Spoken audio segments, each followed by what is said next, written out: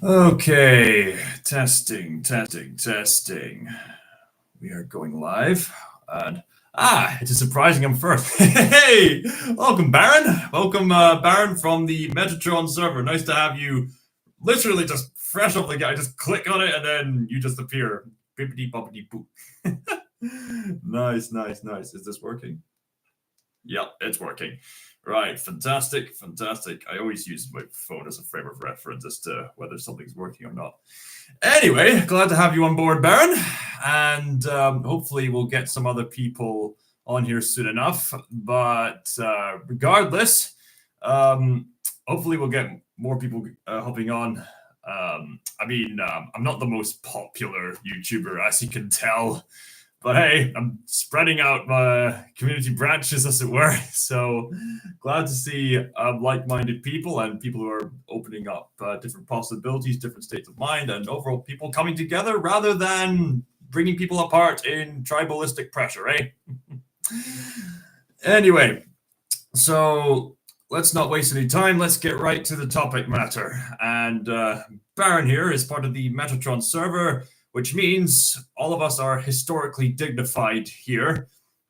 We have no intention to disrespect history here, so hopefully things will go smoothly well. So let's just get the rough stuff over with. I wanted to open up this live stream by talking about something rather controversial that's been going on. Now, for those of you who have been keeping up with the video game industry and anything related to that, you would have heard of the state of the Assassin's Creed franchise, one of the most staple franchises by Ubisoft for many years, despite how corporatized it was. People really liked the game for its approach to action-adventure genres of gaming, bringing in stealth and bringing in other kinds of stuff like that really fascinated the fans. That I have noticed there's this trend of videos about people who grew up loving like Assassin's Creed. My friend Brooks from Squid Bear was certainly a fan of games like the Ezio trilogy, as well as Assassin's Creed 3.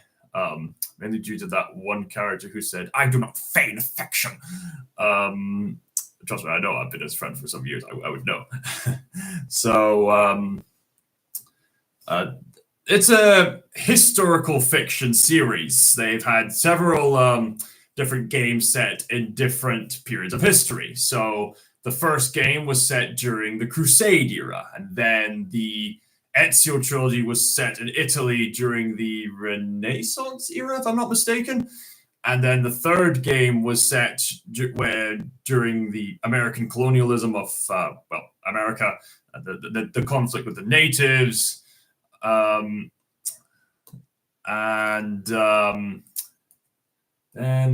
Assassin's Creed 4 was based on the pirate era. There were several other games that went along, and the game series started to gradually lose its quality.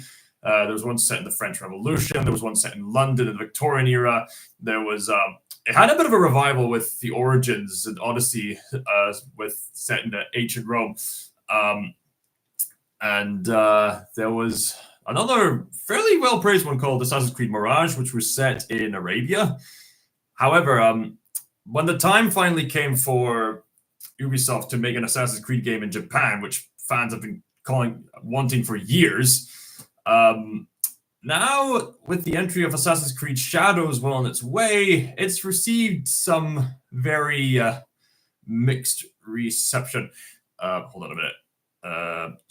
I'll be right back, you guys.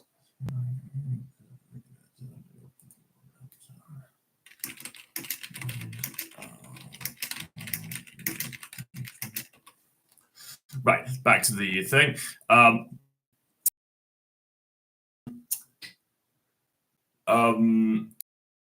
It's been receiving a lot of backlash, mainly because Ubisoft has, for some reason, has been very misrepresentative of the Japanese culture. Now, of course, Assassin's Creed as a franchise has made itself blatantly clear that it's a historical fiction series. So, you could fans may have been willing to look at that. However, the thing about Japan is that it's a highly honor-based country. even though fans may have been willing to overlook certain details in regards to the franchise taking on historical fiction, still, you have to take certain sensibilities on board. With Japan, it's a very honor-centered country. They even put in Chinese building, claiming they were Japanese.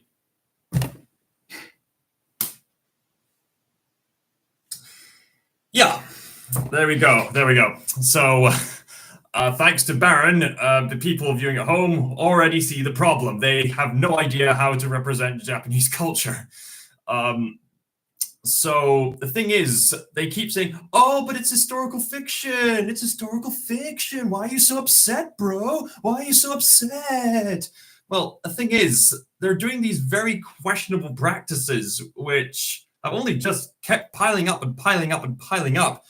And why are they doing this? Because they're trying to appeal to this imaginary modern audience of like these very extreme liberal type people, the kinds of people who get easily offended by anything and everything here in the West, like the kinds of people who are not well tuned to the balance of storytelling in the same way Japan is nowadays.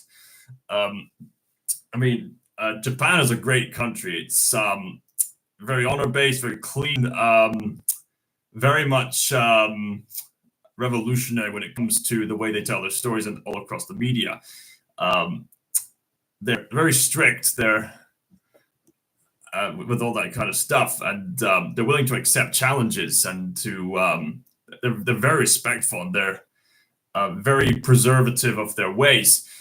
The majority of Japan is very angry towards what Ubisoft is doing to try to appeal to this imaginary modern audience in the West. It wasn't just, as Baron said, putting a Chinese building in a Japanese setting. It's also the fact that they tried to take on this family crest and some banners. They thought they could just take that and use it in their media because, historical revisionism, it'll be fine. But as it turned out, the historical family banners and crests that they were using are actually still being used to this day, and they failed to ask permission first before using it. Not to mention the way they've hidden and distorted the imagery of the crests and the banners. If Ubisoft somehow existed way back in ancient Japan, they would be killed for that kind of dishonor. Like, that's how seriously Japan takes its sense of honor. Like, distorting these family symbols, it's a deep dishonor. Good evening, Mr. Thinker. Hello, AA. Welcome. Like, what Ubisoft is doing is just blatantly evil. And the worst is yet to come, because the reason why I wanted to make this news is because I wanted to spread awareness of something that is just absolutely vile. So basically, the people trying to promote Assassin's Creed Shadows for this imaginary modern audience, they recently released this image of this collectible figurine that you can collect. And typically with big budget games, or even with some independently made games, if they get enough attention or if there's a sort of campaign, they'll release these collectors objects and stuff like that, like, stickers, figurines, stuff like that. But this recent figurine, which was meant to be sort of cute by its appearance, actually turned out to be extremely insulting. I'll share with you an article so you can read for yourself. You'll find the actual collectible figurine thing at the bottom of the page. Just hold on a minute.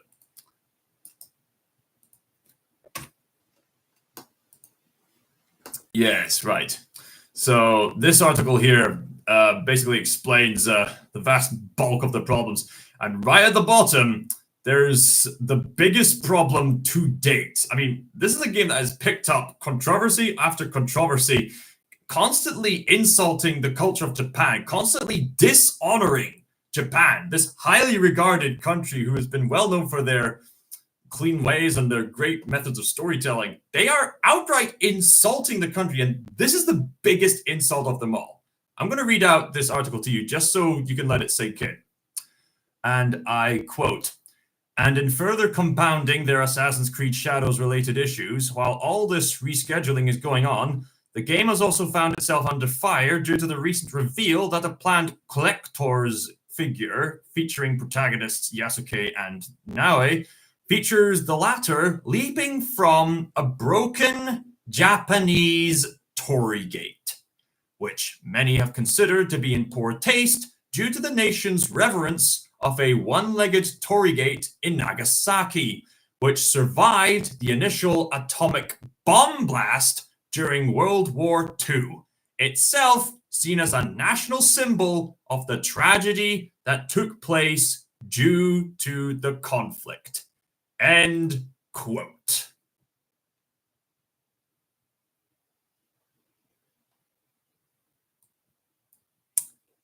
And Baron says, "It's like if someone made a game that just showed Americans a fat blue-haired people with guns." There was this one comment that I saw in this one video, which I think perfectly summarizes everything wrong with this collectible statue. It is insulting what they've done, outright insulting. Just bear with me, guys. I'll find it somewhere. Oh wait, no, hold on a minute. Feel free to talk amongst yourselves whilst I try to find that comment. Where was it? Ah, yeah, right here we go. Okay, and it was... here we go. This comment I read in one video relating to this topic reads, "Imagine a game with several people set in New York where they run around killing US citizens and they sell you a Funko Pop with the characters sitting on the rubble of the Twin Towers. That is how offensive this is to the Japanese. This is serious. I'm usually a fun guy, and I make this channel sort of a fun, safe place for a lot of people. But if you know me, I'm not afraid to get serious when I need to. This is a time to get serious. This is an insult. Ubisoft claimed that they had historians involved with the making of this game. But if they hired actual competent Japanese historians to get involved with the making of the Assassin's Creed Shadows game, none of these controversies would have happened in the first place, especially this one. If an actual Japanese historian found out what they were doing with this collectible, they would have called them out for it before they even had the chance to even publish it. This is just stupid. On a similar note, though it may be a clarification, the crest I remember being used was the active banner or a reenactment group. Right, I was mentioning earlier that from what I've researched, this crest is used by a family that's still used to this day, and they blatantly stole it and distorted it. And if they lived many years ago, they would have been dead. Dead.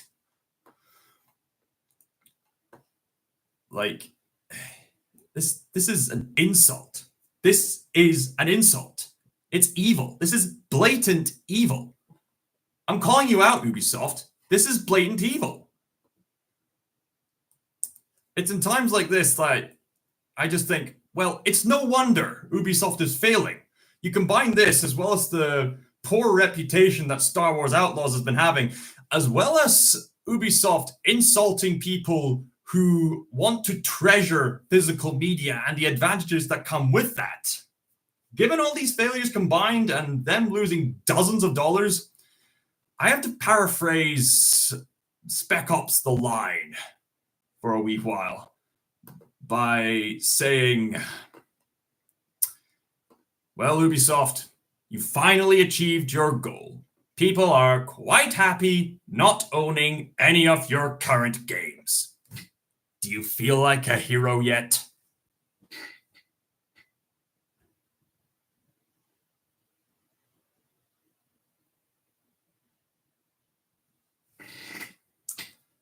So stupid.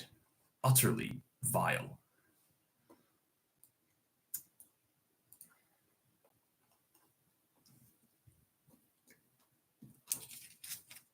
I mean, think about it. That Nagasaki monument is still up to this day. When people look at that, they think of the horrors of the atomic bomb, which killed dozens of people. Like, literally killed people.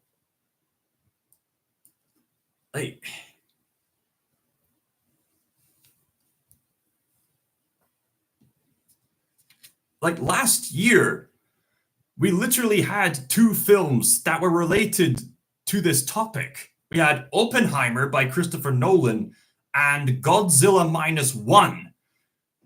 So having those films in our recent memory is certainly going to bite even harder for Ubisoft.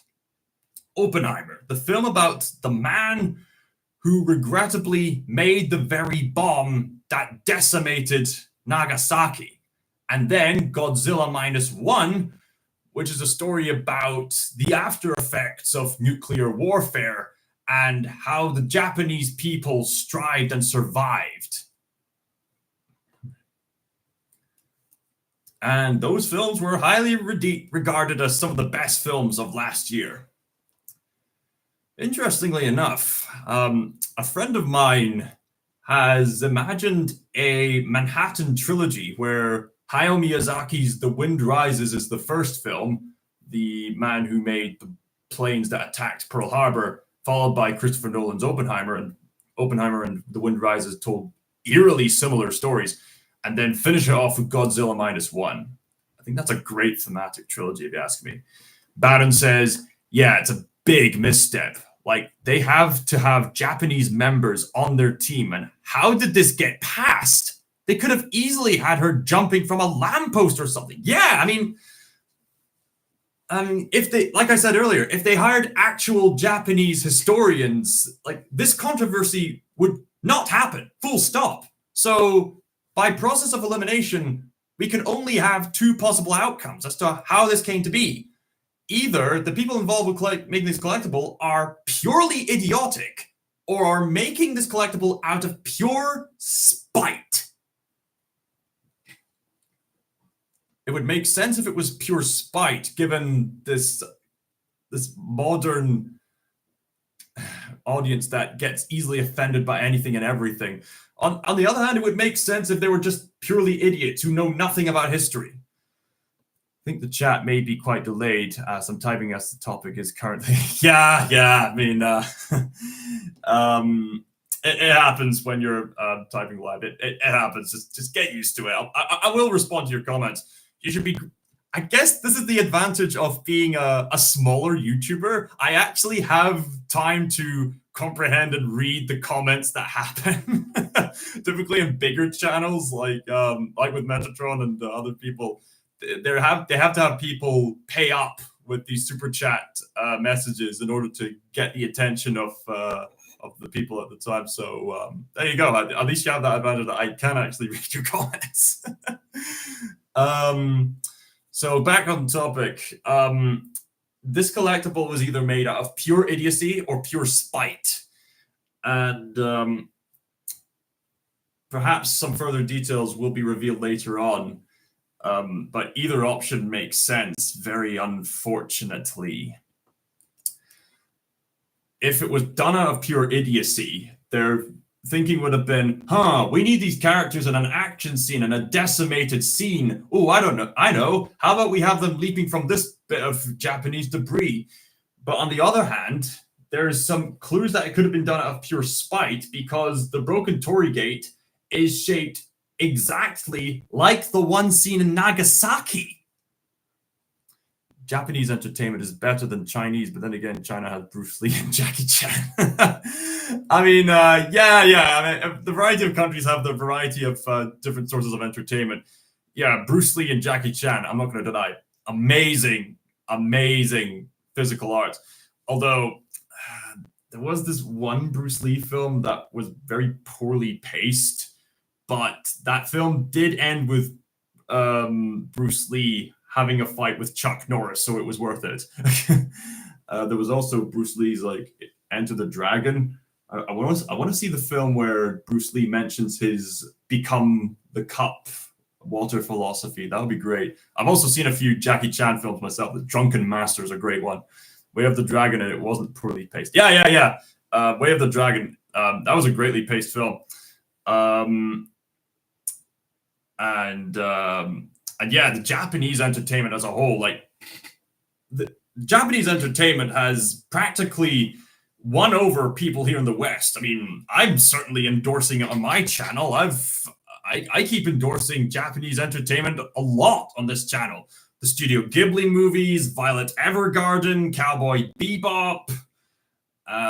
There's so much Japanese media out there that I keep endorsing on this channel. One Piece is too long. Yeah. I mean, there are recap movies that you can watch for One Piece. Like there is this one recap movie that a friend of mine showed me. Although there is the recent live action adaptation from Netflix, which is one of the best TV shows that Netflix has made in quite a while, actually. And my friend Brooke said, yeah, that show actually cuts out a lot of the fat and actually gets on with the actual story itself. And it faithfully adapts it really well. So I'm really looking forward to season 2 of the live action One Piece adaptation. I've never watched anime, really. Can I still get into it, or is it too late? No, it's not too late. It's not too late to get into it. Anyone could get into it. I know someone like in his like middle ages who's only just getting into anime. Tell you what, I think just to be on the brighter side of things, where should I start? Okay, I was actually having a similar conversation with my sister and her husband just last night, actually.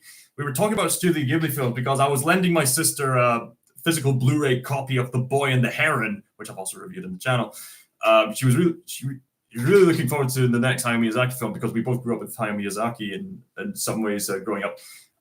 Ollie was unfamiliar with some of his work. So leading into the conversation here, I said, I'd say one of the best Studio Ghibli movies to start off with is Castle in the Sky, also called Laputa Castle in the Sky, although apparently Laputa is an unintentional rude word in some other places. But yeah, Castle in the Sky. I'd say Castle in the Sky is probably the best Studio Ghibli movie to start off with for a broad range of people, young and old. It's rated PG here in the UK, and Castle in the Sky is one of the more faster paced of Miyazaki's movies, mainly because there's a lot of action in it.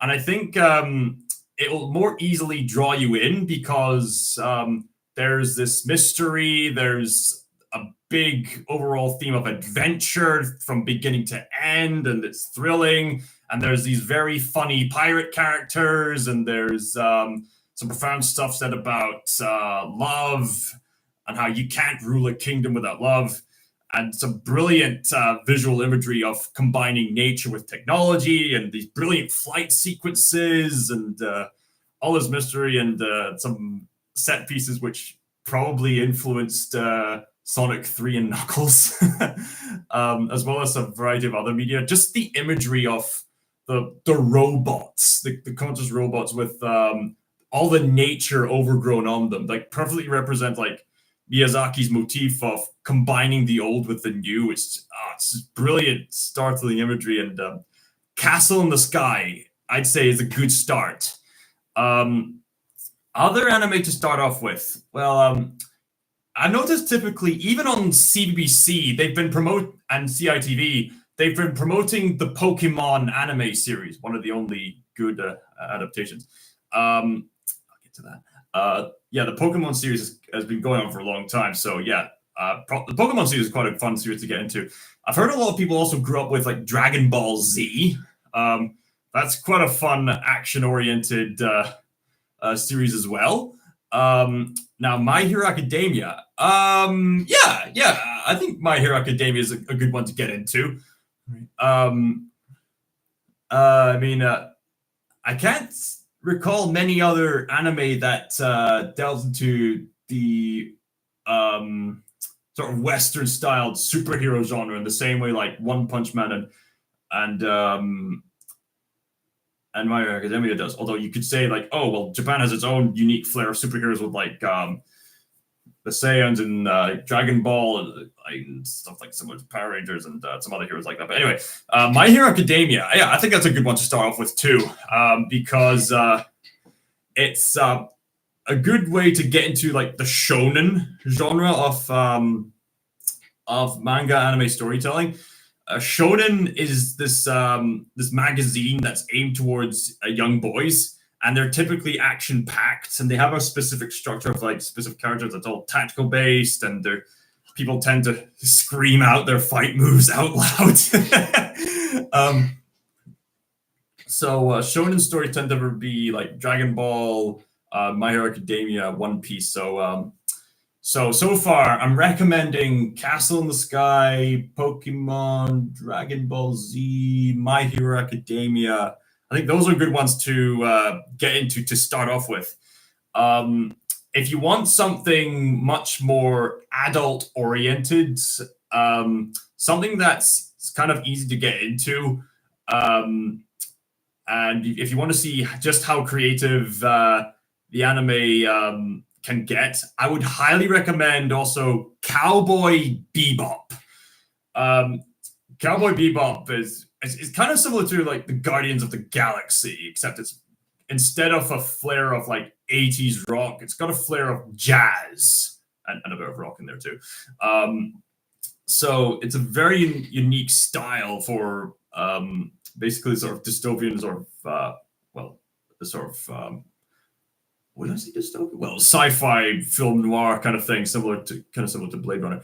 So with Cowboy Bebop, it's very clever in the way it's structured. It's at face glance, it looks like this upbeat action romp, but it's underneath, it's actually a bittersweet tragedy. So Cowboy Bebop is a bittersweet tragedy disguised as an upbeat action romp, and it's very genius in that way, in the fact that it's both episodic and serialized. In that way, it represents the characters trying to run away from their past, which is a constant theme throughout the show.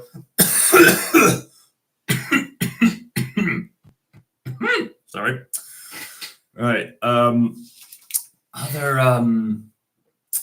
I suppose I think those are some good anime to start off with. If I were to mention my personal favorite anime media of all time, so I've just mentioned like the anime to get into, but my favorite media of all time. I mean, gosh, this is my favorite anime media of all time. This is something I've been thinking about for some time, and for those of you who've been with my channel, been watching my top favorite movies of all time video way back a few years ago, you'll already have an idea what my favorite anime movies are. But I've also been thinking about my top favorite anime television series. And as of right now, whenever I think of my favorite anime television series, there's 4 that comes to mind. And on my favorite movie list, I did mention several anime movies. So which movies did I reference as my favorite anime movies? And given the movies I've seen, I may have to update that list later. But for now, let's keep things simple and just get to the point. My favorite all-time anime movies are made by Hayao Miyazaki, and they are Spirited Away and Princess Mononoke. Yeah, they can be pretty freaky. And with Princess Mononoke especially, there's some gruesome details in which I'm surprised passes as a PG-rated film here in the UK. Like, seriously, like, the opening, one of the opening scenes of Princess Mononoke literally has a boar's corpse, like, decomposing right in front of the character. Like, yikes! Like, and there's other details, like a main hero like shooting an arrow and it like chops someone's arms off. Like, yikes! This is PG. It would have been better off as rated 12. But anyway, the reason why I adore Spirited Away and Princess Mononoke is because they prove that animation can use the creative medium that they have and use it to tell these profoundly memorable stories, which has a lot of nuance and a lot of meaning to them. So I guess while I'm on topic with Princess Mononoke, Double A, if you're still watching, you will recall that our friend Malika talked about Avatar: Way of the Water.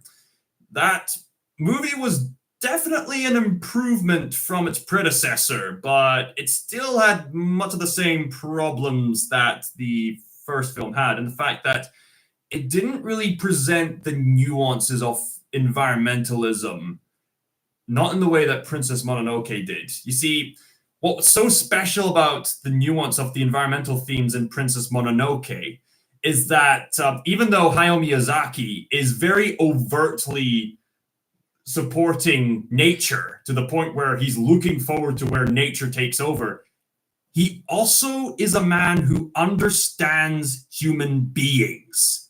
And because of that, he's able to showcase both sides in a fairly nuanced light. So typically in this type of story, like Avatar and other films like that, or like Ferngully and stuff like that, it'll be very obvious and clear that the people on the nature side are the good guys. The people like cutting down the environment are the bad guys. And yeah, I get it. Like getting rid of the forest, that's a bad thing because we need that for our air. We need that for our well-being.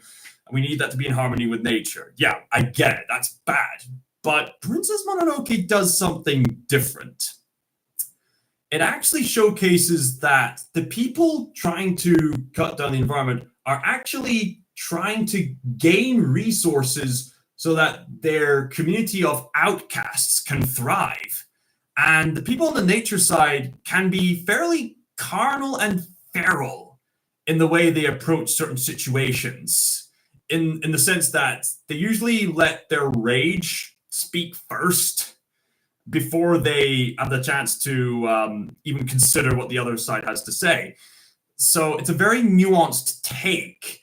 And it's a case where moral ambiguity is actually done right, because the reason why Princess Mononoke works in the sense of moral ambiguity is because it actually has this one character, our main protagonist, who's in the moral right, and he's trying to see the goodness on both sides and try to find a way to bring peace. So Princess Mononoke is less of a film about environmentalism and more so a film about trying to find peace between two different sides. With Ashitaka, his mission is to view with eyes unclouded by hate, because if he gives in to hate, then he's going to spread this demonic curse that he got in his arm fairly early in the film. So he has to play to the good side of both sides. He has to try to find a way to bring peace to both sides, and it makes for a really engaging conflict. So because of that, Princess Mononoke is infinitely more nuanced than Avatar will ever be. I'm sorry. Sorry, James Cameron, but you really need to improve your storytelling if you want to compete with Hayao Miyazaki. I'm sorry. My other top favorite anime movie of all time would be Spirited Away. I've made a video series about Spirited Away. It's such a unique Alice in Wonderland-esque movie about where it seems like it's a big adventure, but it does something much more profound. It delves into themes about identity, about names, about coming of age in a very creative, it's probably a mature way. And that train scene from Spirited Away is just one of the best scenes, not just in any anime movie, but just in any movie at all, period. Like, if you're familiar with anime movies, like, you'll, like, alongside, like, the imagery of the little girls waiting with Totoro by the bus stop, in a similar way, you might recall the imagery of Chihiro just sitting on a train with the no-face character. Ratatouille is the best animated film of all time. All right, you're entitled to that opinion. I can understand why. Fun fact, John Lasseter from the Pixar team was good friends with Hayao Miyazaki, which is why, which is why the English dubs for the Studio Ghibli films actually have some fairly prominent Pixar members getting involved with the English dubbing. So there you go. So yeah, Spirited Away and Princess Mononoke are my all-time favorite animated movies. John Lasseter, Hayao Miyazaki, and Nick Park are all legends. Nick Park, it's off stop motion. Yeah. That's not how you spell Hayao Miyazaki, by the way. I believe this is how you spell Hayao Miyazaki. I can see why you spell it like that. My other favorite anime film, I might as well keep mentioning my own favorite anime media for you to check out when you get the chance, Double A. My other favorite anime movies that I mentioned on that movie list that I made, there was Grave of the Fireflies by Isao Takahata, who was another director in Studio Ghibli who passed away in the recent years. Grave of the Fireflies is a very profound, deeply tragic war tragedy about these siblings trying to survive during wartime. And it's a story about the downfall of pride in someone who thinks they can take care of themselves, and the tragedy that goes along with that. And Grave of the Fireflies is one of the few films that actually made me cry. Now, I'm not much of a heavy crier compared to most people, because typically in movies, like, when you get used to certain story beats and certain, like, narratives for so long, you kind of get, like, desensitized to certain things. So certain things are, like, it's kind of harder to surprise you. Like, in order for someone like me to cry, a story needs to really get me invested in the well-being of these characters, as well as get me to really sympathize in their situations. And Grave of the Fireflies managed to achieve that. It's one of the few films where it really made me cry. Another favorite of mine was The Red Turtle. If you ever want to see a film that masters show don't tell, watch The Red Turtle. Much like Samurai Jack, it primarily tells its story through visuals. And even though the story is simplistic, there's this one scene that probably would have needed dialogue, but they just use character gestures to communicate the situation. It's so brilliantly done. It's a tantamount to the visual power that animation has. I mean, there's been some other greats that I've noticed lately. I would mention the 2021 anime Belle as one of my new favorites. I know a lot of people aren't fond of that, but that is another movie, one of the few movies that legitimately made me cry. Like, the whole sequence of A Million Miles Away is one of the few sequences in any entertainment where, like, I'm, like, crying like a baby. I would say the same thing for the Violet Evergarden movie. I actually made a reaction to the English dub of the Violet Evergarden movie on this channel. You can go check it out. Be warned, it was the hardest I've ever cried. Now for my top 4 favorite anime TV shows. Now, typically, anime has gotten very popularized, not just through the films you can collect, but the TV series you can get yourself invested in.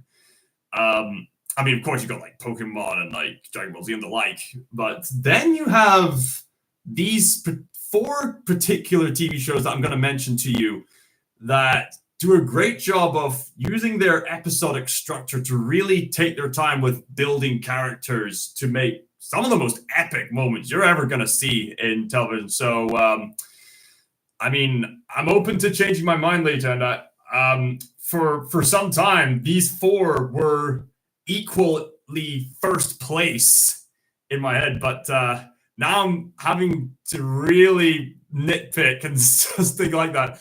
I've thought of a way of structuring them from 4 to 1, so there you go. My number 4 current all-time favorite anime TV show is Vinland Saga. I have the entire collection of Vinland Saga in the manga books as of recording this. I think it's still got to conclude the story, but as of right now, it's such a brilliant story. Vinland Saga is a historical fiction epic, which, yeah, it does take a lot of liberties, and especially with the character of King Canute. But unlike what I mentioned about Assassin's Creed Shadows, Vinland Saga makes it more clear that it is a historical fiction. And there are some characters introduced in the narrative which are overtly based on legend rather than historical facts, like with Askeladd or Askeladd. Yeah, I have a problem with like the with some of the historical liberties that this series takes, but unlike Assassin's Creed Shadows or even The Woman King, the historical liberties that Vinland Saga takes doesn't destroy an otherwise really compelling narrative. And my days, it's just such a good narrative. It's the story of young Thorfinn, who sees his father Thor's get killed by mercenary pirates.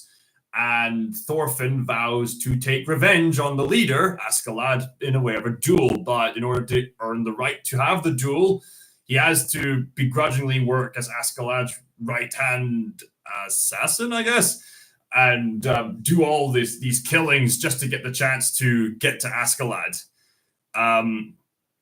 And from there, the narrative unfolds, characters develop, and ideologies and philosophies are introduced and challenged, and there's so much conflict, so much character development, and affiliations are revealed, and the characters' true intentions are revealed.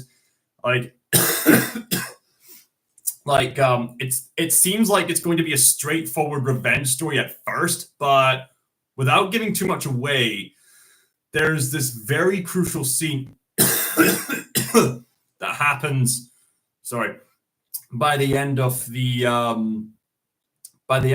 first arc, as it were, which really twists everything profoundly.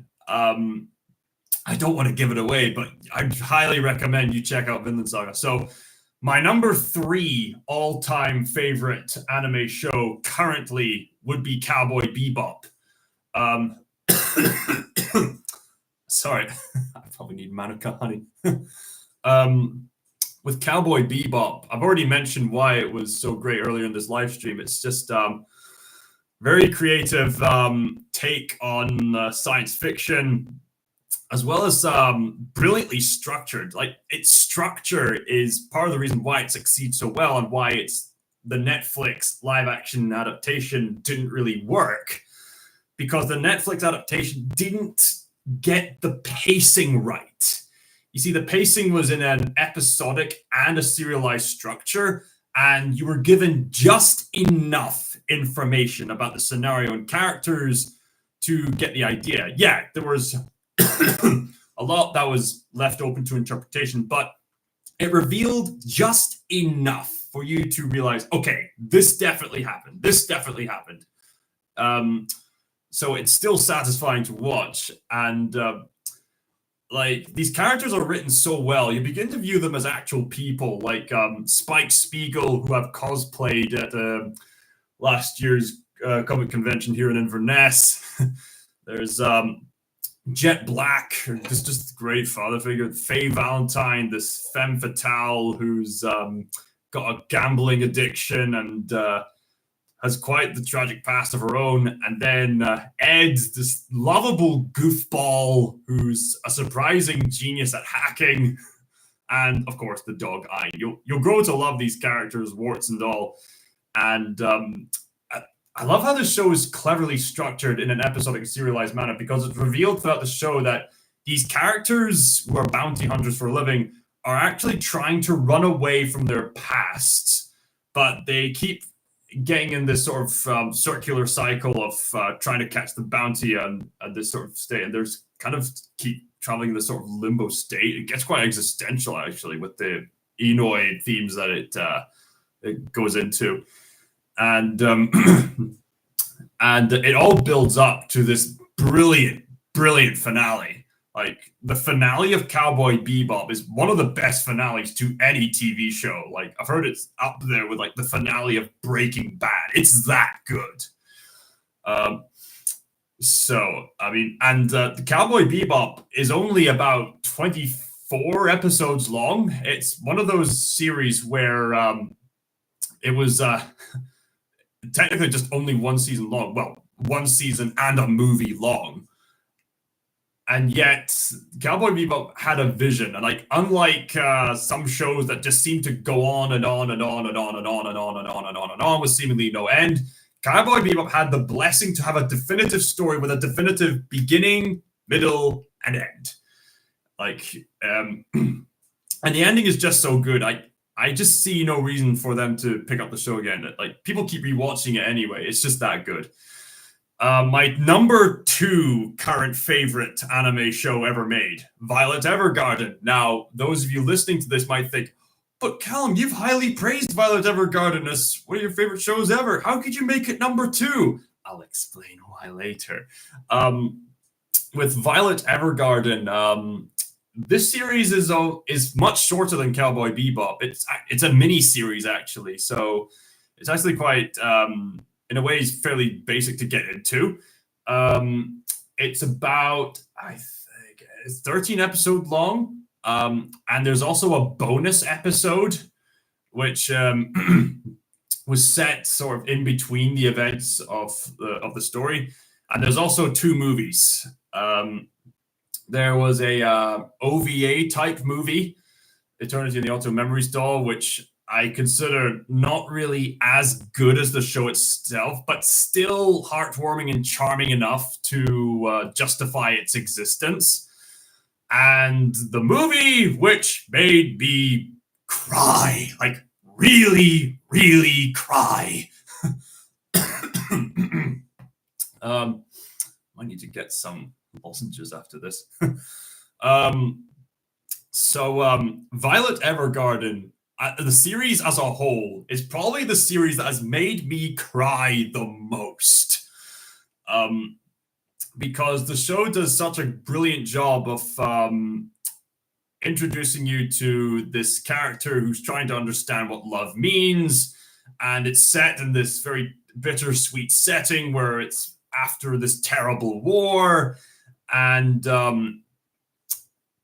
the graphical fidelity really enhances the quality. I would highly recommend, if you're going to watch Violet Evergarden, you must watch it on Blu-ray or somewhere close to that. I don't think they sell 4K versions of Violet Evergarden. I think they only do like Blu-ray. They did a 4K for the movie, but not really for the series, as far as I'm aware.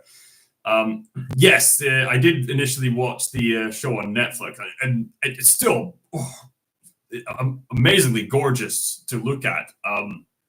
Even like viewing it on Netflix, the show is just so overwhelmingly gorgeous and beautiful. Like, the animation is up there with the Studio Ghibli movies, which is impressive for a TV series.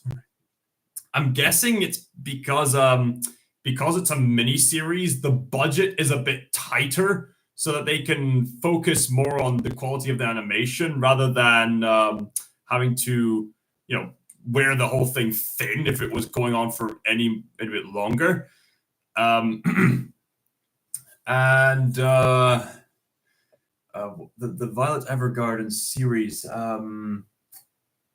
Yeah, I think the overall visual beauty definitely enhances the engagement with the story, like the details and your investment. It might even enhance the emotional fidelity. Yeah, the Violet Evergarden series can be a little too melodramatic at times, and there probably were one or two lines that could have needed a bit of re-recording, and there's a few elements of the storytelling that people might find a bit questionable, but it's historical fantasy, so you're willing to overlook that sort of thing. And the story it's telling is just so good that these problems um, don't really distract too much in the long term. Now, I know there's people who don't really like the show, but I think I've managed to appeal to the people who really like the show, and I'm one of them. I'm watching myself. I'm one of those people who really adores this show. So, what is my number one favorite anime TV show of all time? Currently, it's just myself watching this. Tell you what, I might as well just keep talking anyway. So, I got carried away talking about my favorite anime series and movies. That's just how much I care. I suppose it seems to be just myself. But whatever. If people are willing to watch this long, they'll find out what my top favorite anime series is. My top favorite anime series of all time currently, brace yourselves, is Monster. Monster is just brilliant. Like with the other stories I mentioned, like Violet Evergarden, Cowboy Bebop, and Vinland Saga, those stories are great. But even then, I could still find some problems that could distract me at best. But with Monster, the problems I have with Monster are so minuscule, they practically don't even matter. That's how good the story is. And the anime adaptation just portrayed Monster so brilliantly. You can view Monster on Netflix or even get the whole manga collection. The story is just that good. Typically, if you're someone who's trying to look for like really well-told stories, you have to go to the seinen genre of storytelling. I mentioned earlier what shonen is. Shonen was aimed for young boys, so seinen is aimed for adult men. For those of you who are familiar with Malika Wright's channel, you'll recall that she talks about Berserk a lot. Berserk is one of the most popular titles when it comes to the seinen genre. It's just that big of a phenomenon. Just recently, I actually got myself, in fact, bring it back, guys. Just hold your horses.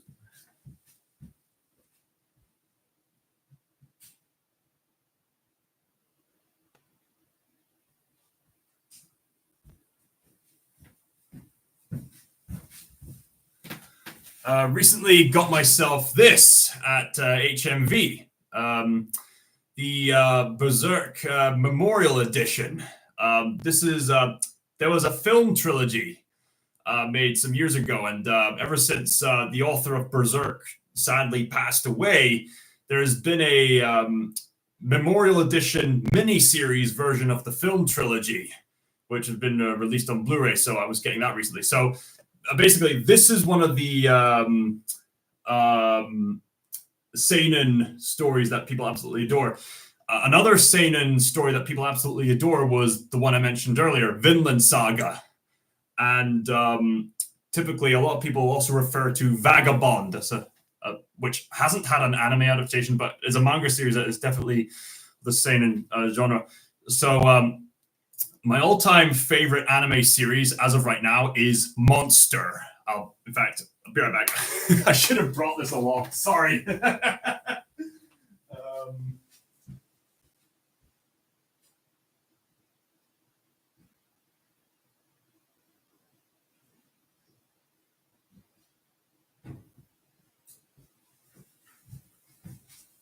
Okay, I'm back. So, Monster, I would say, is up there with Vinland Saga and even Berserk. The main antagonist of this series is up there with Griffith, the villain from Berserk.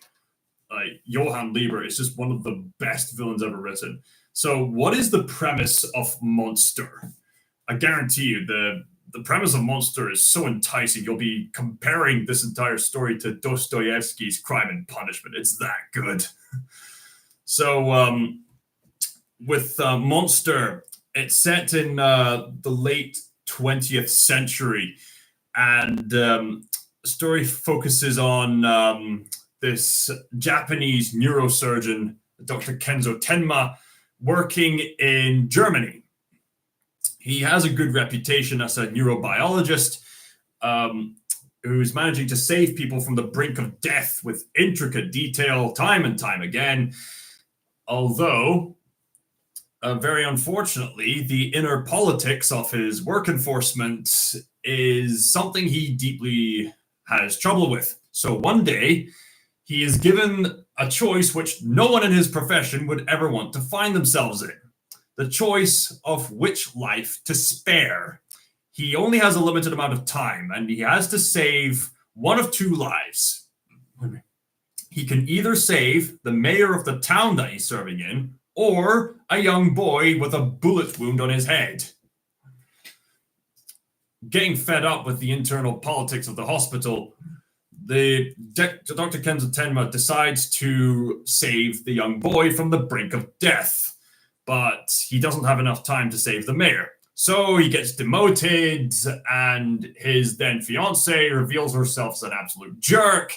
And even though Tenma is brought down a few pegs, he nevertheless keeps his job as in healthcare, albeit brought down. But then, years later, as it turns out, that young boy that Dr. Kenzo Tenma saved turns out to be a psychopathic killer. Whoops. And so Dr. Kenzo Tenma is on a cat and mouse game with this psychopathic killer who goes by the name Johann Liebert. And Kenzo Tenma is wrongly framed for the murders that Johann Liebert is getting himself involved with. And as Kenzo Tenma is on the run, he is in an ideological clash between Johann Liebert about if humanity is worth saving or not. And it's just such a brilliant story. It's got a definitive beginning, middle, and end. It's quite long, but it's very engaging. And the anime adaptation, with the exception of maybe a few minor details, brilliantly adapts this story really well. And right from beginning to end, it's quite an intense ride. And there are so many characters that get introduced to this. And you'd think that this would suffer from the problem of like Spider-Man 3, where there's too many characters involved. But fortunately, every character, even the side characters, fits into the narrative like a jigsaw puzzle piece. Every character somehow has a link to either like the overall mystery or just finds themselves getting caught up in the whole ordeal. It's just so brilliantly interwoven. I really need to talk about Monster more often. I've been promoting Cowboy Bebop, Violet Evergarden, and Vinland Saga. I really need to talk about Monster more often because it's just that good. So with that said, that's my favorite anime media, and that's basically my elongated way of telling you what anime and manga I would recommend to you, Double A. I have gone through this for way longer than I needed to, but that shows I care about Japan. God bless Japan. Anyway, moving on to the next topic. Oh man. So, yes, State of Play. recently the Sony company has been releasing their video presentation of State of Play. Yeah, typically a lot of companies like Nintendo and other people will typically show off their new batch of games that they're going to be promoting or some new technological progress that they've been making. So there was a few stuff in the State of Play things that got my attention, which I'd like to mention to you. Let's see. They're making a remake of Legacy of Kain, and the magnificent voice of Tony J is in there. Bring these gypsy vermin to play the game. This is such an epic voice. Hey, Tekken Combat! Nice to have you on board. Hello there. And yes, I am doing amazing despite all odds. Another thing that stood out well, and glad you're doing amazing. Yep. Another thing that stood out to me from the presentation was this revealed segment for the upcoming Sonic X Shadow Generations game. They've revealed that for the digital deluxe version, which hopefully I can gain access to. I mean, I ordered the physical copy, but maybe I can get this as DLC or something. Whatever. There's going to be this exclusive level which is dedicated to the upcoming Sonic 3 movie. So yeah, that's right. They're actually doing a crossover with Keanu Reeves doing his voice role as Shadow just for this one level with the character model that looks like how he appears in the game. And that's really cool to see that Sega's actually getting involved with promoting the movie.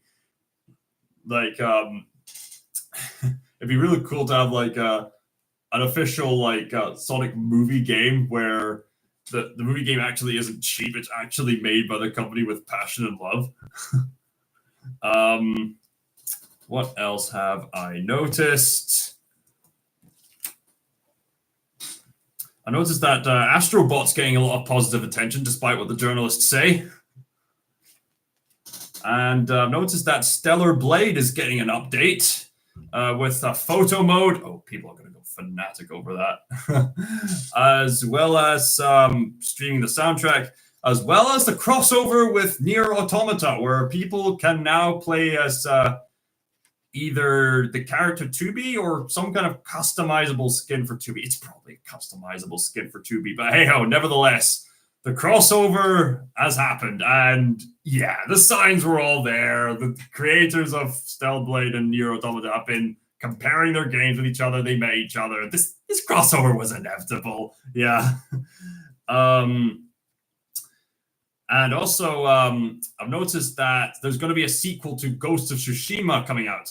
I've actually been playing Ghost of Tsushima. I should really, maybe I should live stream the Ghost of Tsushima game more often.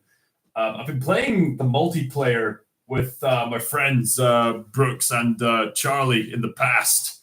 Really fun multiplayer campaign and a really engaging single-player story. It's really engaging how the single-player like narrative works. I remember there's one bit in the Tsushima where you have this option to stealth assassinate somebody, but after doing so, suddenly you get a flashback to someone saying, taking them out in the hidden way is a dishonorable way of the samurai, only to then flash forward and then the character does the assassination, and it makes the player think, oh, maybe I need to do it the more honorable way. And it brilliantly goes into the narrative of this honor theme, like really brilliant stuff. So now there's a sequel coming out called Ghost of Yote. I think that's how you pronounce it, right? Ghost of Yote. From what it appears to be a sequel to Ghost of Tsushima, this game seems to make Assassin's Creed Shadows all the more pointless now because people perceive Ghost of Tsushima as the actual Assassin's Creed game set in Japan that people actually wanted. Although people have been having very mixed reception towards Ghost of Yote so far, probably to do with some behind-the-scenes mishaps and the what it's been presented so far. But it's probably too soon to say, so I'll reserve judgment for when the game comes out. I mean, you see, with Assassin's Creed Shadows, there was these controversies that were just happening left and right, and just so many direct insults to the Japanese culture that had to be called out. So I'm glad I took the time to call out. I think people have problems with the actress. So I've been noticing she appears to be one of, at least from what I can perceive, one of those extreme activists that a lot of modern entertainment is trying to desperately appeal to, even though in reality, and I tell you this from personal experience, never, never, ever be a people pleaser. It just doesn't work. You're never going to appeal to everyone, because even if you go and suck on their toes, chances are what you did in the past or something about your lineage or some mistake you made is going to tick somebody off. So what's the point? Like, these extremist activists are easily offended by anything and everything, and they have so many double standards and hypocrisy. I mean, I literally just dedicated the first several minutes of this live stream exposing this overwhelming controversy regarding Assassin's Creed Shadows and their direct insult towards Japan, and yet Ubisoft still has the audacity to claim that they respect cultures. Like, double standards. That's what this modern audience is so full of. The problem is that they're pleasing no one, especially not as gamers. Exactly. Like, they're catering to the wrong people, the people who actually care about good stories and games. Good games in general, really. So with Ghosts of Yotei, it's, I mean,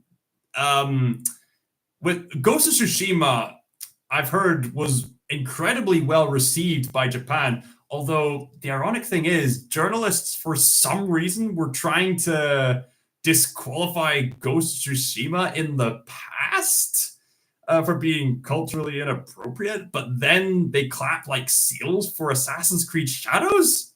That's stupid. I had fun playing Ghost of Tsushima with some friends. We didn't complain about a thing with that game.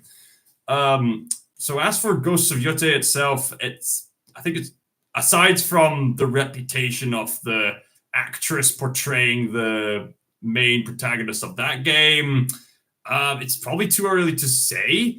I mean,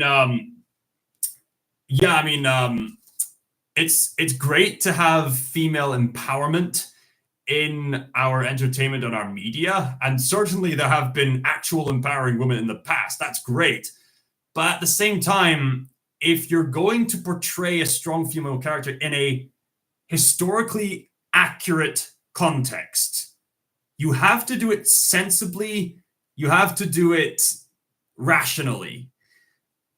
It's because even my friend Malika from the Malika Rights channel would say yes to this. If you're going to tell a story with that kind of historical accuracy, you have to do it rationally in a way that makes sense to the time period. I'm sure maybe if Ghost of Yotei pulls off something like with what Blue Eye Samurai did, or even like something with like what Mulan did, or something like that, I think we're in for something great. But at the same time, it could go horribly wrong with like what we saw with Netflix's Damsel, or the live action remake version of Mulan. It could go wrong, but it's too early to say. The only cautionary signs we have so far is the reputation of the actress, but again, like, people can have dissonance between the actress's personal life and the actual work of art at play. So there's that to consider. And this is a sequel to a really well-received game. We'll reserve judgment for later. Other news to say, although speaking of the modern audience, we do have some good news, by the way. Sweet Baby Inc. has delisted Square Enix after this disagreement that a Square Enix director had when it comes to portraying characters regarding whether they should be handsome and beautiful or not. Nothing wrong with a female protagonist. It's just how they're portrayed. Exactly. And I and other people here would happily endorse female protagonists. Like, I was literally mentioning that some of my all-time favorite movies are like Princess Mononoke and Spirited Away, both of which have very prominent, strong female characters done well. So just take that into consideration.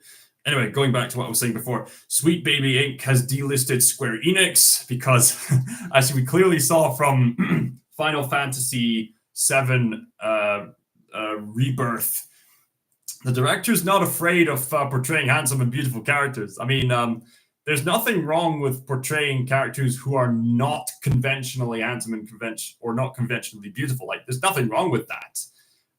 It's just that you've noticed that, especially in the gaming industry, there seems to be this push to deliberately uglify the characters on purpose. Now, it's one thing to have characters who are not conventionally handsome or conventionally beautiful by no fault of their own. It's another thing to deliberately make someone ugly on purpose just to appeal to this modern audience. It's right. Those kind of games seem to be failing. I mean, it's another iffy practice at play here, because they keep coming up with all these double standards to justify why they're doing that. They say, oh, we can't render these beautiful women into games. That is a baloney, bogus lie, by the way. We have seen in the past plenty of examples of beautiful women lovingly rendered into the video games.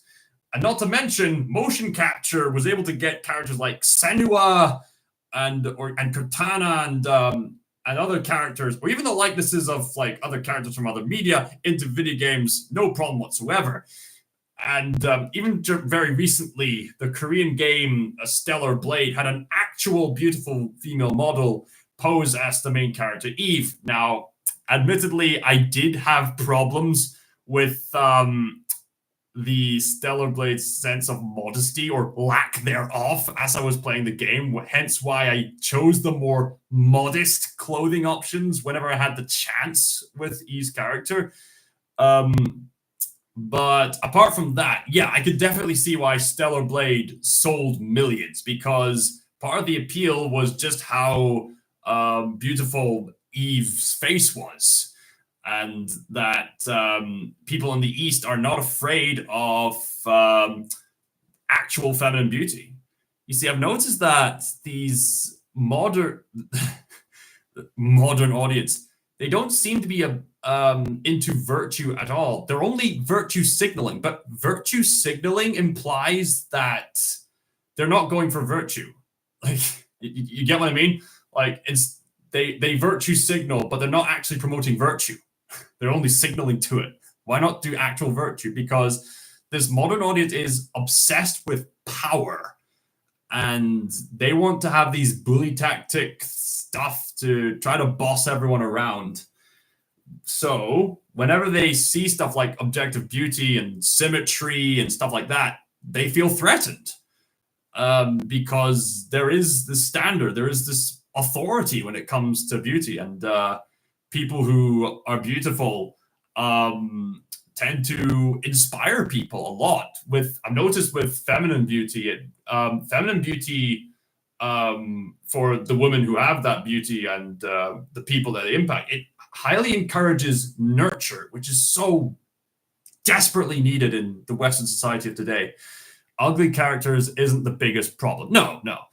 They make these characters boring, and they just so happen to be ugly. Yeah, that's another thing. Like, you can tell that these characters aren't really made to be written in an interesting way. They're just distorted just to appeal to these people. Like, okay, check. Okay, move along. Check, move along. Check, move along.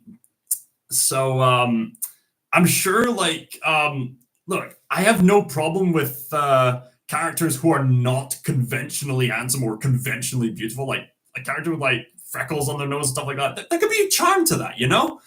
But the problem is, like, a lot of these creators or lack thereof, they're deliberately trying to uglify the characters who are already kind of boring enough as it is, and it's really distracting and brings people out of the experience. But with Eve, she's depicted as a sort of angelic warrior type, and Eve is not ashamed of her beauty, and her beauty seems to encourage people to find hope. So I think that's part of the reason why the game sold really well. There's been, I suppose, Eastern media in general, really, and some other characters have been finding success. In fact, Stellar Blade has found so much success, it's recently found itself advertised in the Astrobot game. So I guess that officially makes Eve the Korean PlayStation mascot. Congratulations.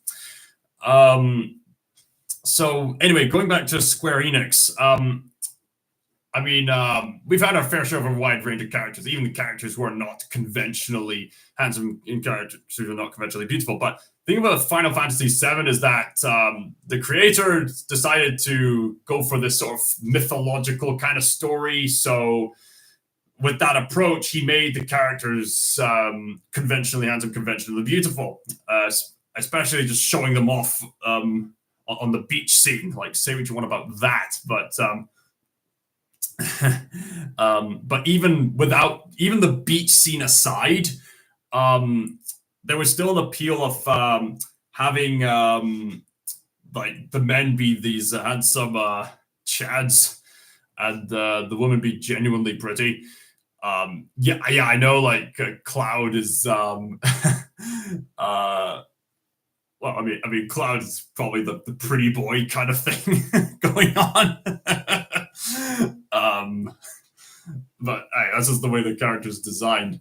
But yeah, there's those Eastern games like Final Fantasy VII and Rebirth. I really need to live stream those games on my channel when I get the chance. They're not afraid of having these characters be genuinely beautiful. And because they're genuinely beautiful, and because they're written so well as charming characters, it works genuinely great. And you get the case where characters are beautiful on the outside and the inside.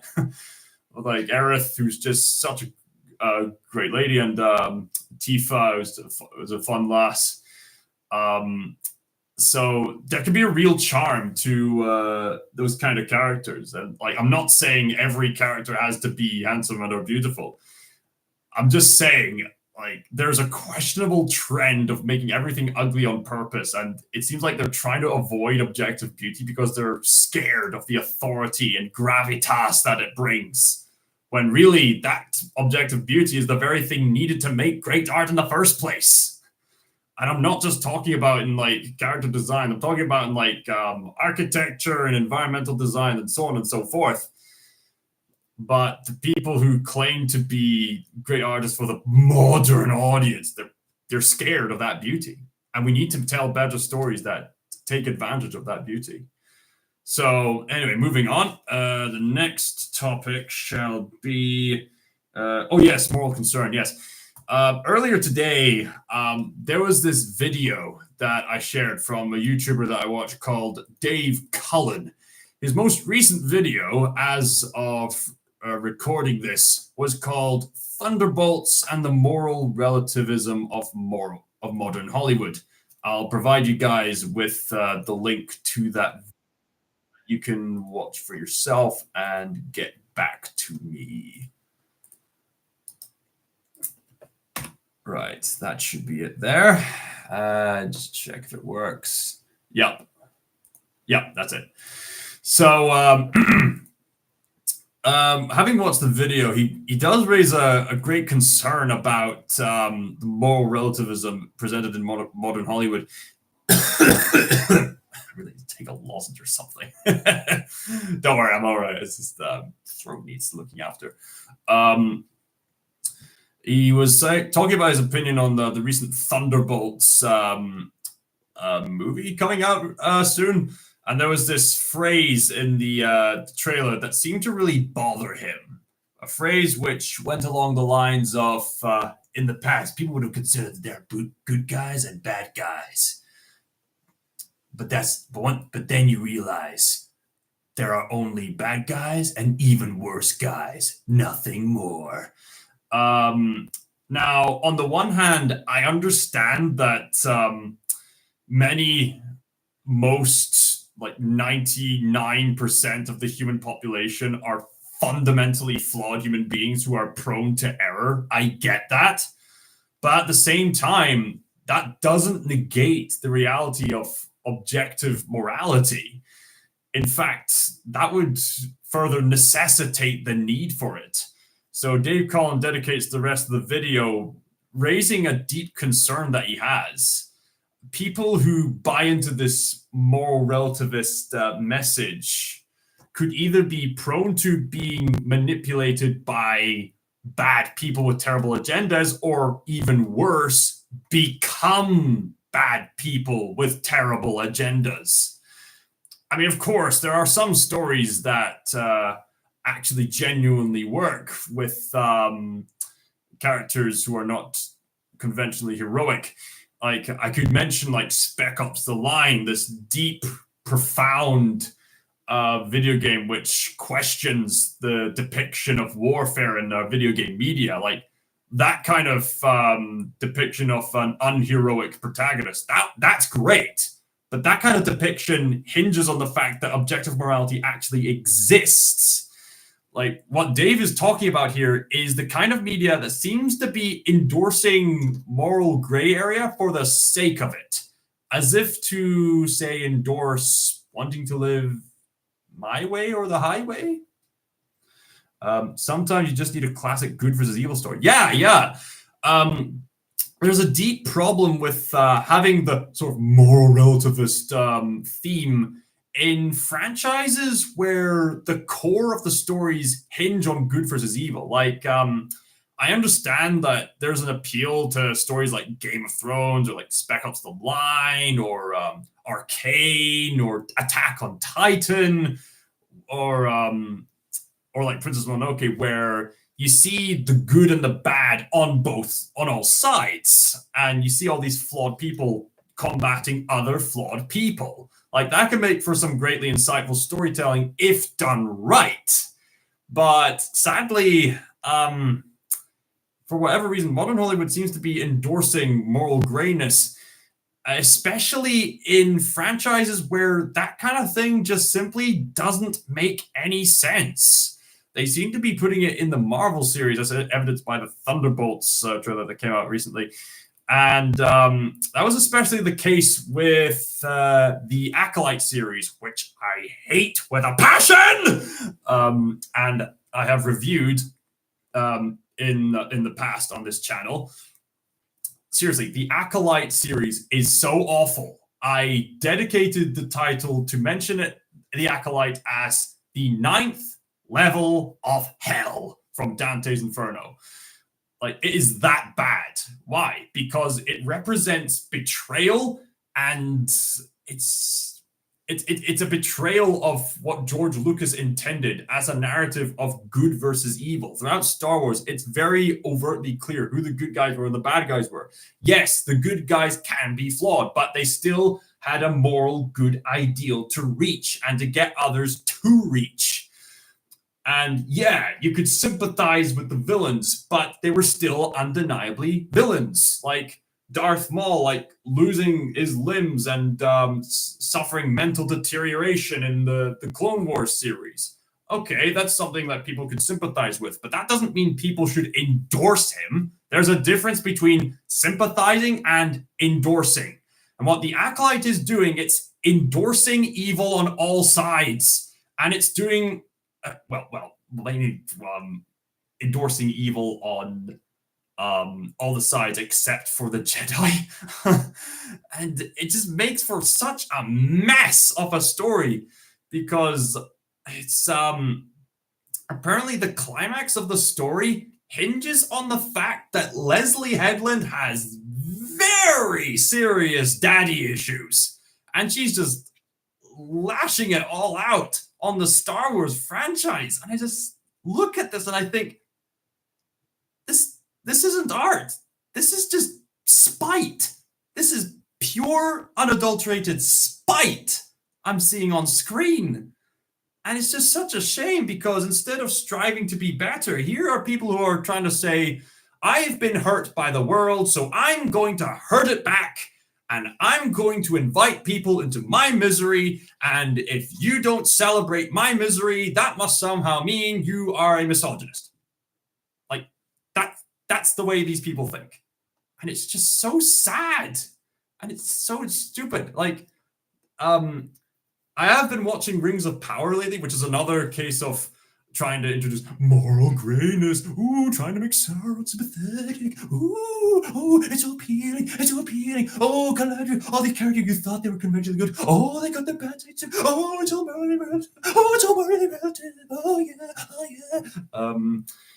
Again, that story is just so written poorly because, again, Lord of the Rings is another story where it's meant to be, as Cash said, a case of classic good versus evil. Like, Sauron's not like Thanos, who's this sympathetical villain who's wrestling with the concepts of wiping out life and having his own internal struggles. No, Sauron is literally a devil figure.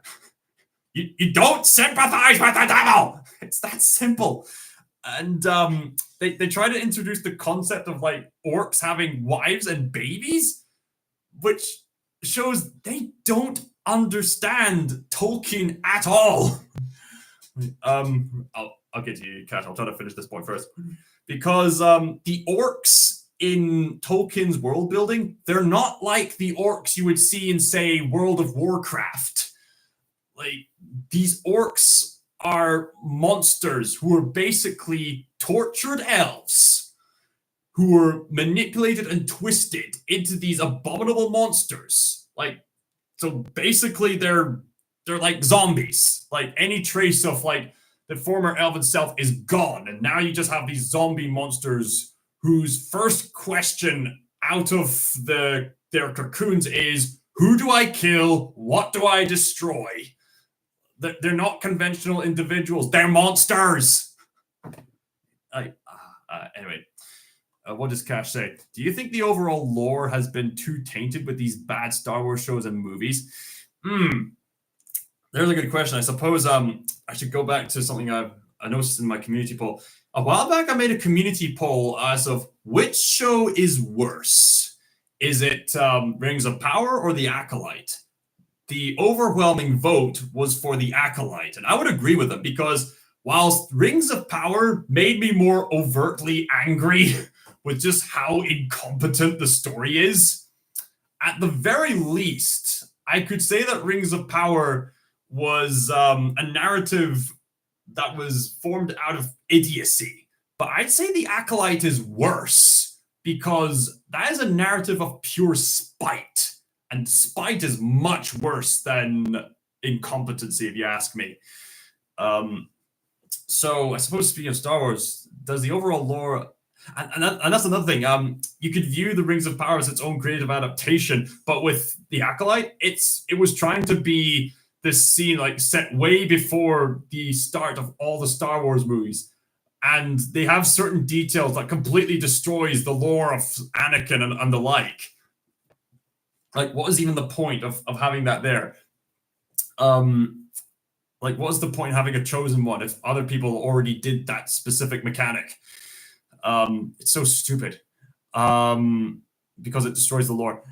But then again, I've heard fans say that you can watch the prequel trilogy and the original trilogy and then enjoy the expanded universe stuff like with Thrawn, the Knights of the Old Republic, the Battlefront games, maybe even the Force Unleashed, the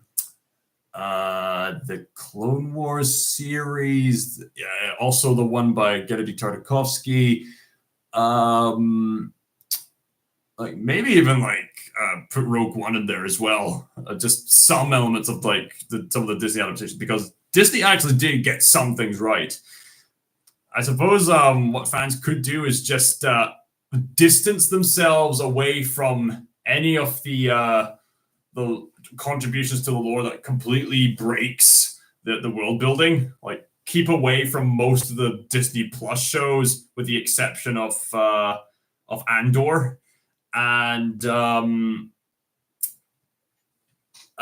mean, there's various ways a Star Wars fan could go about it, but yeah, sure. Do I think the overall lore has been too changed with these Star Wars shows and movies? Well, if you're going to view the entire series as a whole, like, even George Lucas himself made some questionable choices and contradictions to his own lore from time to time, albeit still telling a coherent story from episode 1 all the way to episode 6. Baron von Boom Boom says, in my opinion, Rings of Power was not bad if you overlook the lore stuff. It was well made and well acted, just let down by a poor script. Well, I mean, I was mentioning in my previous live stream that there are certainly some scenes in Rings of Power that work in isolation. I could buy Dina and Durin as a couple, and Dina's accent is genuinely Scottish. I can testify because I'm a genuine Scotsman myself. Yeah. And there's certainly scenes with Isildur's father that were really compelling. Like scenes like that, and the Entwise scene, and certain scenes like that, they were great. But good grief, there was just so many other scenes where the performances were sloppy. The way they characterized certain characters was just so dumb. Like, Guy Ladriel is just so unlikable and so irritating, and it's they do a bad job at trying to make us care for the vast majority of these characters for the most part. I love the cinematography with the stone singing scene. I can agree with you there with Galadriel. Yeah, it's distracting because Galadriel's meant to be the main character, but she's represented so poorly, and she's such an incompetent moron. And there's so many problems with the plot, like if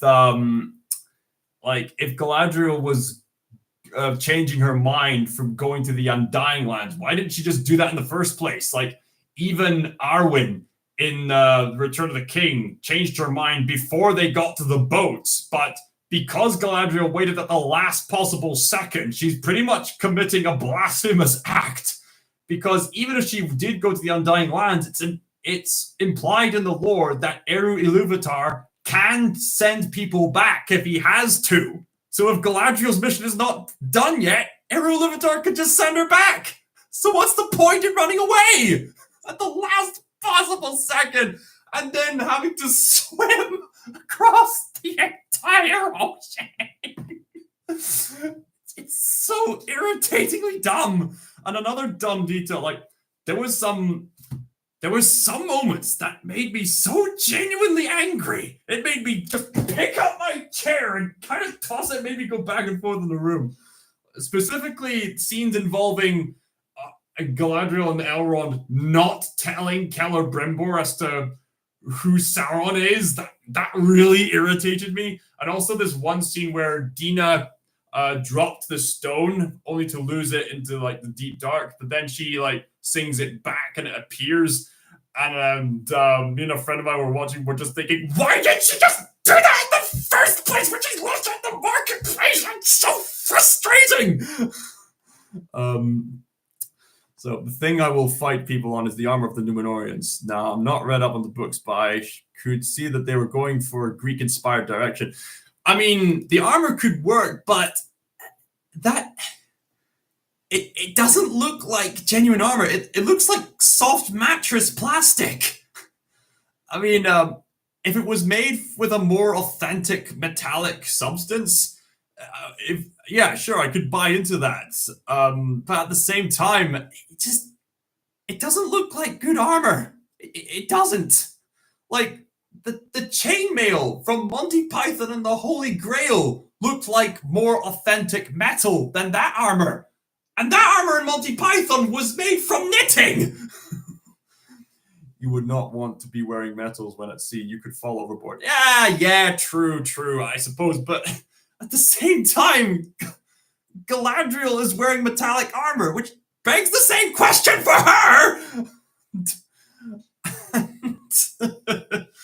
If they were gonna wear armor, like, why not just wait and like they're still wearing the same sloppy armor when they reach land with like armies of horses that they somehow managed to pack in only 3 warships? Like, can you really fit that big an army with just the 3 warships? She's not Numenorian elf, but I don't really do naval fighting. I'm not really used to your form of naval fighting, but there is a tempest within me, and it will not be quelled by you, Regent. There is a tempest in me. Her acting is atrocious. Why did they cast her as Galadriel? The way she's acting, she would have been much more fitting as some kind of side character in Rohan or something, rather than this supposed graceful elf character. It's just the cognitive dissonance. It's just too far and distracting. Let's see, other news. Okay. Was there anything else I wanted to cover? No, I guess just other stuff. I guess we could continue talking about Rings of Power. And I suppose something else we could talk about is the stuff I actually got from Central Belt lately. I suppose, speaking of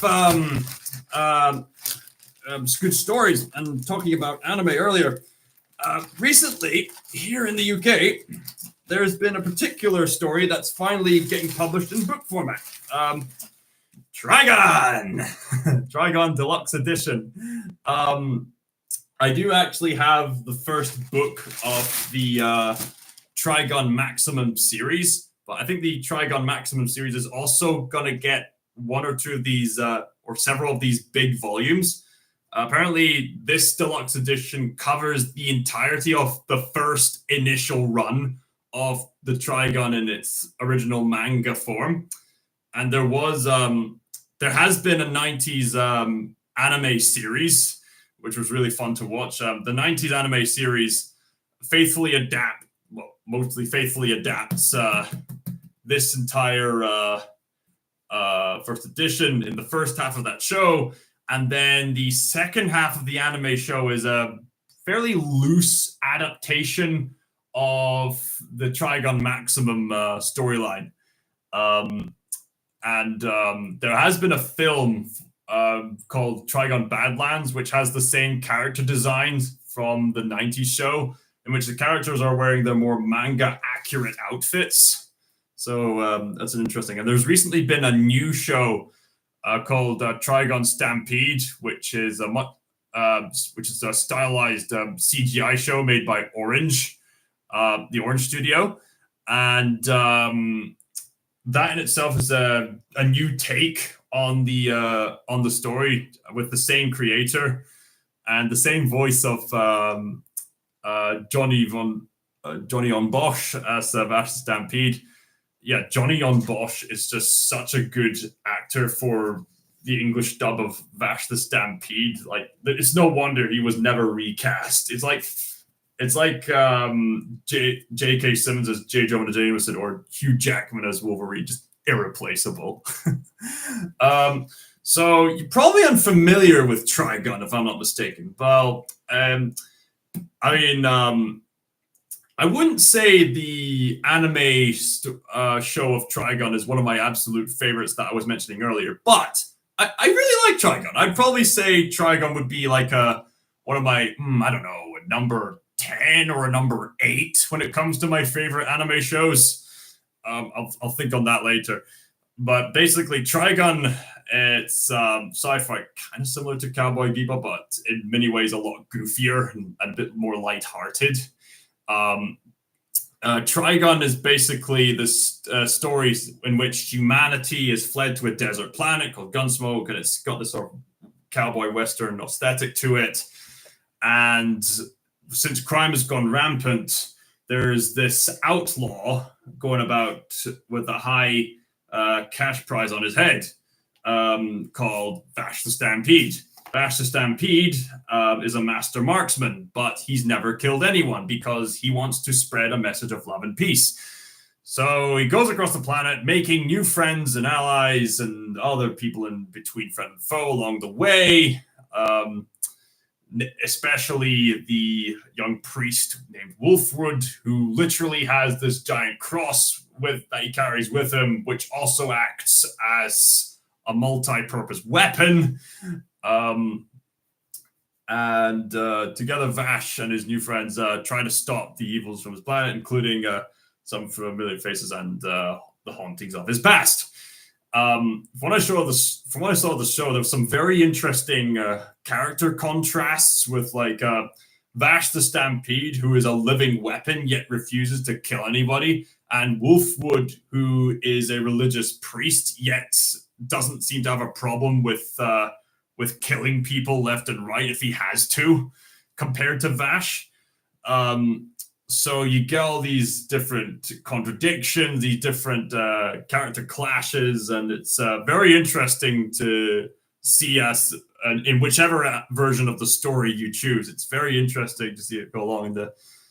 There's a lot of comedy here, especially with a lot of physical and facial comedy with Vash the Stampede, with the faces he makes, and the way he reacts. In fact, they go even harder with the comedy in the anime, the 90s anime version, because Vash has this tendency to play the fool, to trick his enemies into thinking he's incompetent, when actually he could easily kill any one of them, and just like that.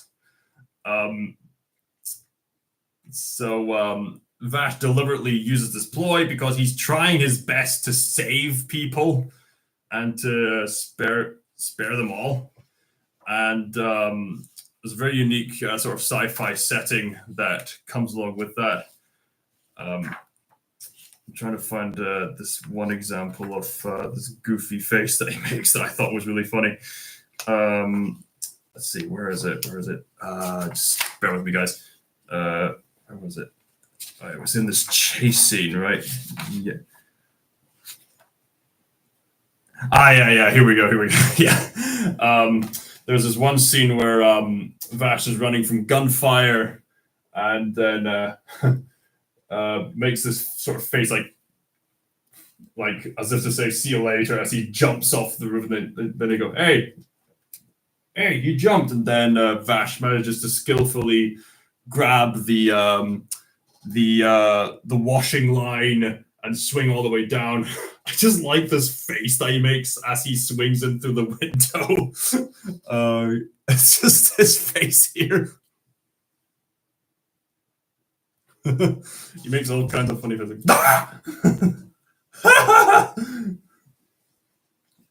The faces he makes, especially in the 90s anime, are really funny.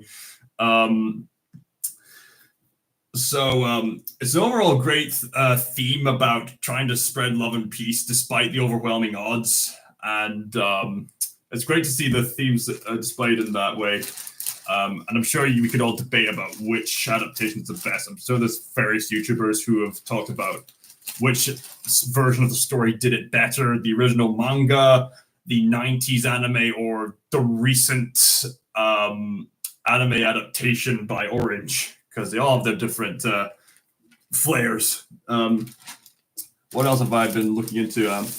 This book caught my attention also, Indiana Jones and Philosophy.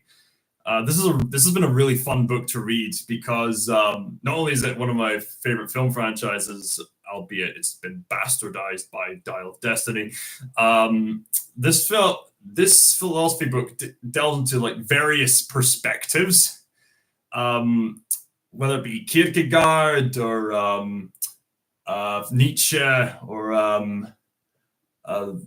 Albus Camus, that one absurdist philosopher. It takes all these various perspectives in mind to give us a very it was Camus and Aristotle and it keeps these various perspectives in mind and uses these philosophical perspectives to analyze the Indiana Jones series. It gives a brand new insight into the series, addressing some critiques that have been aimed towards the series, and giving some really profound answers, which makes the series still quite convenient. Greetings! Hey, Firecracker! Congratulations on over 4K subscribers, by the way. That's a goal I'd wish I'd reach, so count your blessings there, buddy. Just sharing with people some books that I got, because I like books.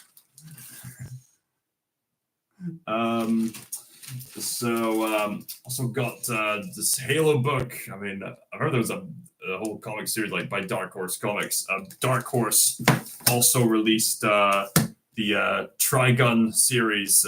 Dark Horse Comics seems to be really good at making these sort of big chunky volumes, so it should all be nice and fun.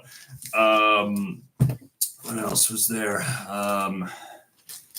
There was also another philosophy book that I was intending to read, but have yet to actually get into. I was sharing with people earlier, in case you missed it, I was sharing my all-time favorite anime series and basically the manga books for it. Monster. Monster is just such a brilliant thriller story. It's absolutely brilliant. Another thing I got was this brooch. Does this look familiar, Tolkien fans? I've just noticed my coughing has gone away. So this is the Elven brooch for the Fellowship. So and it's apparently a limited edition, and I have it now. So that's great. It's great. Great stuff. It'd be great to like wear it somewhere on like a shirt or some kind of cape to make it look like I'm part of the Fellowship. I'm glad I got this. Oh man. So what else has been happening? All right. I guess that's it for the vast bulk of this live stream. I could just get on with playing a game now. Maybe more of that Pung game, or maybe more of Team Fortress 2 or something like that. But I suppose the vast majority of us could still chat for a little bit longer. I basically covered all the topics I wanted to cover in this live stream. I should also mention I've got an Odyssey channel now. I'll intend to upload more videos there later on.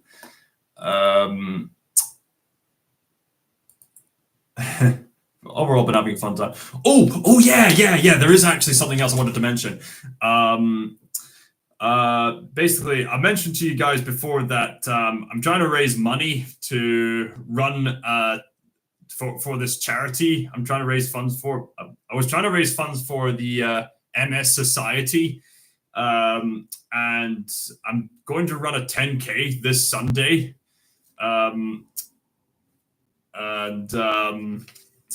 So basically, as of right now, we've managed to achieve over £1,000. So brilliant. Thank you all to those who contributed. Firecracker says, hey, if you want to know how I got like 200 subscribers in the last week or two, create shorts in the app from clips of your live stream. Right. Yeah, I'll need to do that more often. Thank you very much, Firecracker. I'll need to write that down. All right.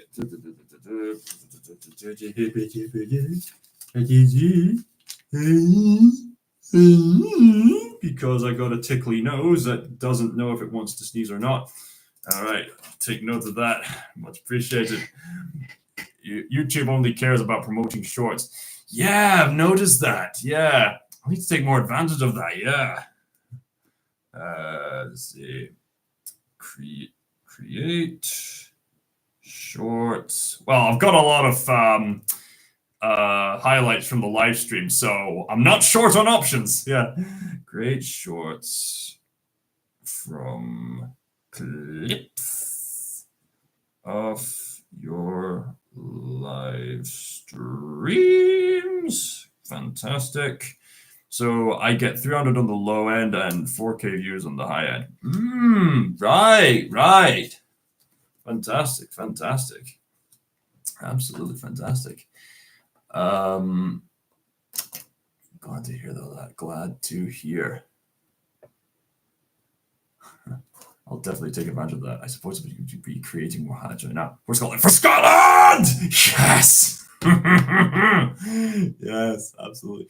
Oh, that reminds me, I've got something to post on Instagram. It's probably a guy with yeah. should probably be getting on with, I suppose, for the sake of indulging in more gaming time, and because I gotta go on with games, I should probably end this live stream and get on with playing a game soon. I'd like to play a game, Amanda.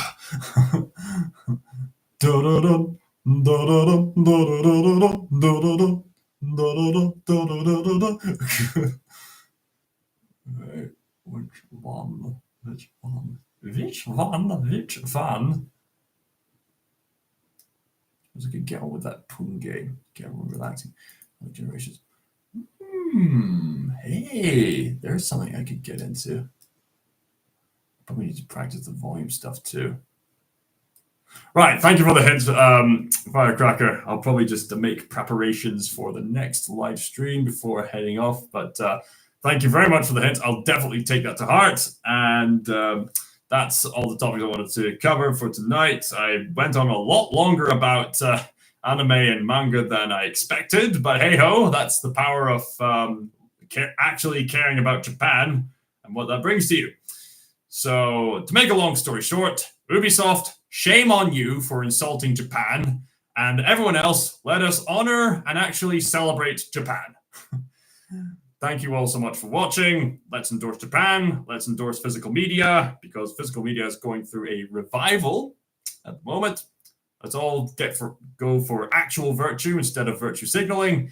And let's just go have some fun at the end of the day. We're soldiers. We got to fight for what's right and for what we love. Thank you all so much for watching, and I'll see you next time. For Scotland!